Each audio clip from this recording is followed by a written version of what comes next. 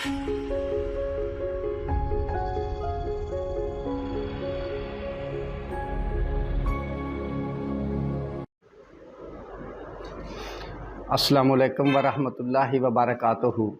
दोस्तों, आज की हमारी वीडियो का टॉपिक है एंडोमेट्रियोसिस। एंडोमेट्रियोसिस को समझने से पहले आपको ये पता होना चाहिए कि एंडोमेट्रियम क्या है। यानी सबसे पहले हमें एंडोमेट्रियम को समझना होगा, उसके बाद एंडोमेट्रियोसिस की समझ आ जाएगी। यूट्रस बच्चादानी के अंदरूनी लाइनिंग को एंडोमेट्रियम कहा जाता है। ये लाइनिंग जो हर माह ब्लीड करती हैं, जिसकी वजह से औरत को मेंसेस, पीरियड, डेट आते हैं, और ये लाइनिंग यूट्रस के अंदरूनी तरफ ही सिर्फ होती हैं। अगर यही लाइनिंग यूट्रस से बाहर फलोपियन ट्यूब या ओवरी या किसी भी और जगह पे ओवर ग्रोथ कर जाए तो उसको एंडोमेट्रियोसिस कहा जा सकता है, बल्कि कहा जाता है, ये कन्फर्म है कि एंडोमेट्रियोसिस इसे कहते हैं। तो एंडोमेट्रियोसिस की तारीफ़ के बाद कि इसकी जो मेन वजूहात हैं वो क्या है, और उसके बाद इसकी अलामत क्या होंगी अगर कोई मरीज़ा इसमें मुब्तला है, और इसका डायग्नोज कैसे होगा। इसके बाद इसका होम्योपैथिक मैं आपको इलाज बताऊंगा ताकि आप सर्जरी से महफूज रह सकें। तो दोस्तों, अगर आप मेरे चैनल में नए हैं तो मेरे चैनल को सब्सक्राइब करें और इसका लिंक दूसरे फैमिली मेम्बरान को भेजें ताकि वो भी लोग इससे मुस्तफ़ीद हो सकें। अब मैं आपको बताता हूँ कि इसके जो वजूहात है उसमें सबसे पहली वजह ये विरासती तौर पर भी हो सकती है। यानी किसी भी, क्योंकि ये औरतों की मर्ज़ है, किसी भी औरत में अगर उसकी वालदा को, उसकी बड़ी बहन को एंडोमेट्रियम या एंडोमेट्रियोसिस की मर्ज़ है तो उस बच्ची में इसके चांसेस ज़्यादा पाए जाते हैं। दूसरे नंबर पे बाज़ बच्चियों की शादी बहुत जल्दी कर दी जाती है, उन बच्चियों में भी एंडोमेट्रियोसिस की शिकायत देखने में आई हैं। तीसरे नंबर पे जो बच्चियां या औरतें अबार्शन कराती हैं, अबार्शन के बाद इसके चांसेस बढ़ जाते हैं, या कुछ औरतें हार्मोनल थेरेपी ले रही हैं उसकी वजह भी ये हो सकती है, मोटापे की वजह हो सकती है। यानी ये इसकी कई मेन वजूहात हैं जिसकी वजह से इस मर्ज़ में मुब्तला हो सकती हैं।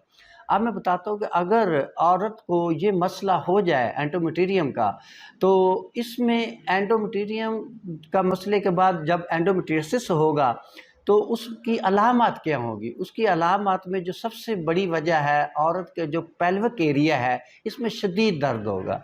यानी उसको मेंसेस बहुत पेनफुल आएंगे और इंतहा का दर्द होगा। दर्द की वजह से अगर कोई औरत मुलाजमा है या घर में काम करने वाली, वो काम काज के काबिल नहीं रह सकती, उसको इतना शदीद दर्द होता है कि बाज़ दफ़ा छोटा मोटा जो पेन किलर है इससे भी कवरेज नहीं होती, उसको इंजेक्शन की ज़रूरत पड़ती है और बाज़ दफ़ा कई हफ्ते उसको बेड रेस्ट कराया जाता है, इतना सीवियर पेन होता है। दूसरे नंबर इसकी जो बैक है, यानी कमर का दर्द शदीद होगा, पेल्विक एरिया में शदीद होगा दर्द, उसको नीचे की तरफ बोझ पड़ेगा उस औरत का एंडोमेट्रियोसिस की वजह से।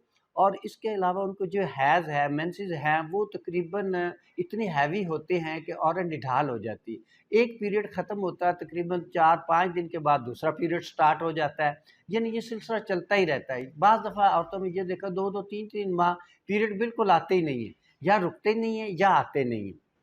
तो इसकी वजह से औरत अक्सर खून की कमी का शिकार हो जाती है, थकान हो जाती, काम काज के काबिल नहीं रहती ये। और उसको बाज़ दफ़ा ये औरतों को होता है कि अगर जो उसका मेंसेस एक पीरियड ख़त्म हो तो उसके बाद उससे सिर्फ लिक्विड आना शुरू हो जाता है, वो लुकोरिया की शिकायत कह सकते हैं आप। यानी इतना लिक्विड ज़्यादा आता है जिसकी वजह से उसको कब्ज़ की शिकायत भी रहती है, और उसको जो यूरिन है पास करने में भी दिक्कत होती है, या और ख़ास तौर पे इंटरकोर्स के दौरान शदीद पेन होता है, जो भी एंडोमेट्रियोसिस की मरीज़ आए हैं। और मेन इसकी पेचीदगी में ये है कि अगर इस मर्ज़ का बवक्त इलाज ना किया जाए तो वो औरत तो बांझपन का शिकार हो सकती है, बच्चा यानी पैदा नहीं कर सकती। अब मैं दोस्तों बताता हूँ कि इसका होम्योपैथिक में इलाज कैसे करना है। तो सबसे पहले तो मरीज़ा को स्ट्रेस नहीं लेना चाहिए और उसको अपनी जो लाइफ़स्टाइल है उसको चेंज करना चाहिए, यानी सादा ग़िज़ा खानी चाहिए, एक्सरसाइज करनी चाहिए।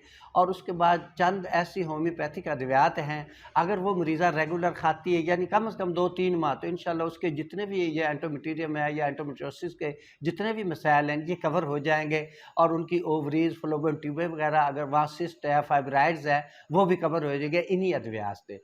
तो इसका इलाज इलाज करने से पहले सबसे पहले आपने ये देखना कि अगर मरीज़ आपको दर्द की कंडीशन में आपके पास मरीज़ा आई है, यानी उसको शदीद पेन है, पीरियड पेन है या वैसे पेल्विक एरिया में पेन है, तो आप सबसे पहले हफ्ता 4 दिन उसको जो इन्फ्लेमेशन के लिए अद्वियात हैं वो दें, उसकी दर्द को कम करें।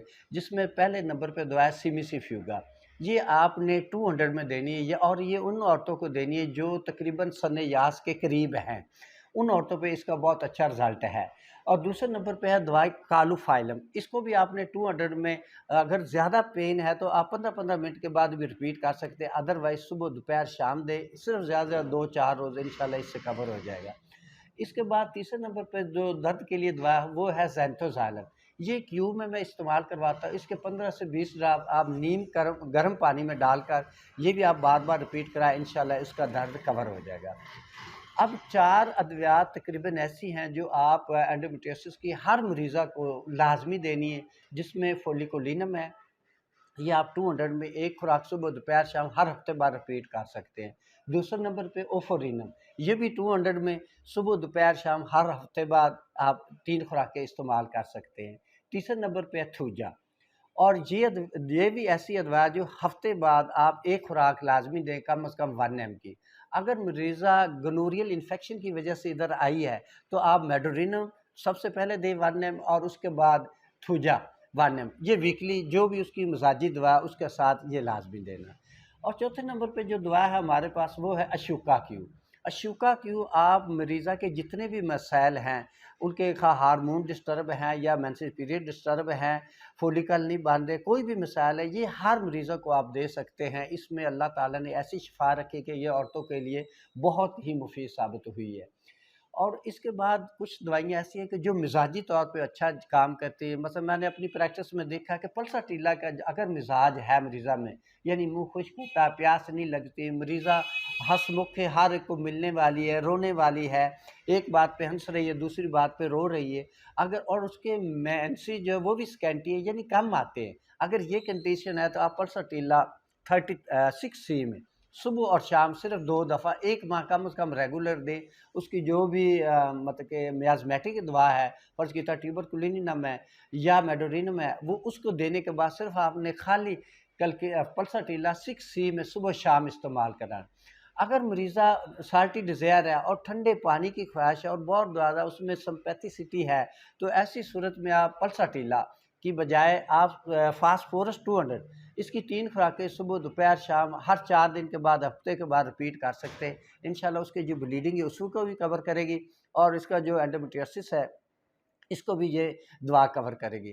कुछ मरीज़ें मतलब कि इतने अरसे से, इतने सालों से इस मर्ज़ में मुब्तला हैं कि बहुत ज़्यादा अनीमिक हो चुकी हैं, बहुत ज़्यादा खून की कमी उनमें हो गई है। अगर ऐसी मरीज़ाएँ आपके पास आ रही हैं तो आप ऐसी सूरत में जो चाइना ऑफ है ये 200 की इसकी खुराक हर 3-4 दिन बाद रिपीट करें। और जो सीपिया है, कसरत हैज़ की वजह से बहुत ज़्यादा कमज़ोरी है और सीपिया सुबह दे सकते हैं आप और चाइना ऑफ 200 रात को दे सकते हैं। ये कम से कम हफ़्ता रेगुलर दें, फिर हफ़्ता 10 दिन का गैप डालकर फिर दें, तो इंशाल्लाह इससे आपके जितने भी मरीज़ हैं एंडोमेट्रियोसिस के ये कवर हो जाएंगे।